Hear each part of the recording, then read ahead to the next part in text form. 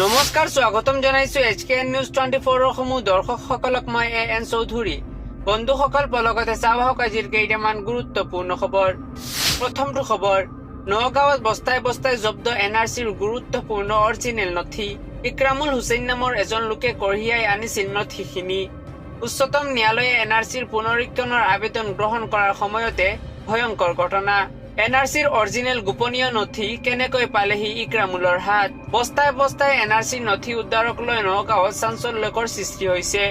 নগাঁৱত বস্তাই বস্তাই NRCৰ গুৰুত্বপূৰ্ণ অৰিজিনেল নথি জব্দ। ইক্ৰামুল হুছেইনে নিশা কলৈ নি আছিল নথিখিনি। নগাঁৱৰ ৰাইঢঙিয়াত নিশা উত্তপ্ত পৰিস্থিতি। উদ্ধাৰ হোৱা নথিপত্ৰখিনি ধিং ৰাজহ চক্ৰৰ বিষয়াৰ কাৰ্যালয়ৰ।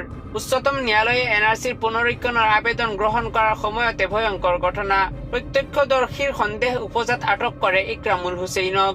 ঘটনাস্থলীত জাজৰি আৰক্ষী উপস্থিত হৈ জব্দ কৰিছে নথিখিনি। ইক্ৰামুল হুছেইনক আৰক্ষীয়ে আৰম্ভ কৰিছে জেৰা। পৰৱৰ্তী খবৰ, পূৰ্বৰ NRCৰ পৰা 19 লাখ মানুহ বাদ পৰিছিল, কিন্তু বাদ পৰা এই 19 লাখ মানুহ কোন? পুনৰ হ'ব NRCৰ পুনৰীক্ষণ। সৰ্বোচ্চ ন্যায়ালয়ে গ্ৰহণ কৰিলে পুনৰীক্ষণৰ আবেদন। ৰাজ্যত পুনৰ হ'ব NRCৰ পুনৰীক্ষণ। NRC পুনৰীক্ষণক লৈ উচ্চতম ন্যায়ালয়ৰ ডাঙৰ নিৰ্দেশনা। বৰ্তমান যিখন NRC প্ৰস্তুত হৈছে সেইখন যথেষ্ট ত্ৰুটিপূৰ্ণ। যিহেতু NRCখন এতিয়াও চূড়ান্ত হোৱা নাই, সেয়েহে যিখন NRC হ'ব সেইখন ত্ৰুটিমুক্ত হ'ব লাগিব। NRCৰ পুনৰীক্ষণৰ বাবে প্ৰাক্তন সমন্বয় হিতেশ দেৱশৰ্মাই উচ্চতম ন্যায়ালয়ত দাখিল কৰিছিল লেখ আবেদন। পূৰ্বৰ NRCৰ পৰা 19 লাখ মানুহ বাদ পৰিছিল, কিন্তু এই বাদ পৰা 19 লাখ মানুহ কোন? যিহেতু অসম এখন সীমামূৰীয়া ৰাজ্য, অসমত বহু অবৈধ অনুপ্ৰৱেশকাৰী আছে। এখন ত্ৰুটিমুক্ত NRC হোৱাটো ৰাষ্ট্ৰীয় সুৰক্ষাৰ দিশৰ পৰা অত্যন্ত জৰুৰী। সেই কথা আজি মহামান্য উচ্চতম ন্যায়ালয়ে মানি লয় NRC পুনৰীক্ষণৰ নিৰ্দেশ দিয়ে।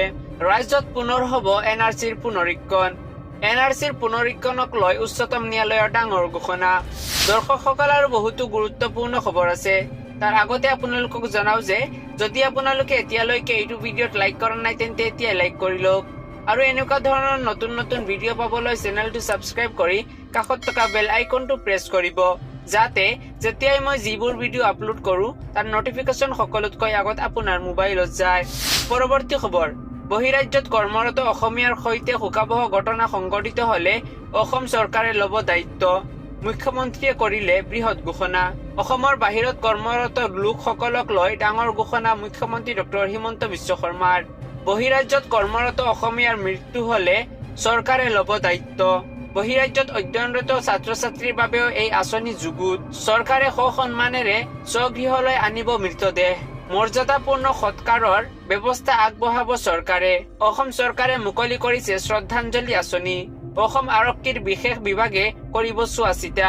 এনে অনাকাংক্ষিত বিপদত পৰিলেই ডায়েল কৰক 112। অসম আৰক্ষীৰ বিশেষ বিভাগে ল'ব ব্যৱস্থা বুলি ঘোষণা কৰে মুখ্যমন্ত্ৰী ডক্টৰ হিমন্ত বিশ্ব শৰ্মাই। অসমৰ বাহিৰত কৰ্মৰত লোকসকলক লৈ ডাঙৰ ঘোষণা মুখ্যমন্ত্ৰী ডক্টৰ হিমন্ত বিশ্ব শৰ্মাৰ। পৰৱৰ্তী খবৰ, ভাৰত স্বাধীন কৰিছিল জমিয়তে। ভাৰত স্বাধীন কৰা জমিয়তক বুঢ়া আঙুলি দেখুওৱা মুখ্যমন্ত্ৰীক চেলেঞ্জ AIUDFৰ। ভাৰত স্বাধীন কৰিছিল জমিয়তে। জমিয়তৰ সমৰ্থনত থিয় দিলে AIUDFে। মুখ্যমন্ত্ৰী হিমন্ত বিশ্ব শৰ্মাক চেলেঞ্জ AIUDFৰ। জমিয়তক সমালোচনা কৰি ভুল কৰিছে মুখ্যমন্ত্ৰীয়ে। মুখ্যমন্ত্ৰীয়ে নাজানে যে জমিয়তৰ ইতিহাস। ভাৰত স্বাধীন কৰিছিল জমিয়তে।